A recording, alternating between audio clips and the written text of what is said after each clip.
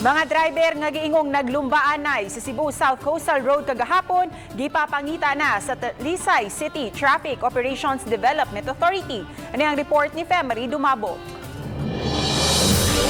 Sa video nga kuha sa mga traffic enforcer, ilang gisulihan og para kining kusog na kapadagan nga puti ug blue nga sakyanan. Kini human nabantayan nga sa kakusog pagpadagan, mura naman silang naglumbaanay. Matod sa hepe sa City Toda nga overspeeding o reckless driving ang gibuhat sa mga driver. Gani pipila ka mga traffic enforcer ang nialarma og nipara nila apan wa gyud dihunong. Intersection sa Uldog, San Isidro hangtod ni abot sa Kalmar. So didto nami nagduda nga naglumba ni. Kadigis lang mo nung. Yes, naglumba ni. And then, pag abot dito sa Starball, dito sila nang U-turn ang duha. Nibalik na sila sa ilang agi. Ang City Toda ni patabang na si LTO7 aron pag-ila sa tag-iya sa plate number sa mga sakyanan. Ug aron mailhan ang nagmaneho nini adtong higayuna.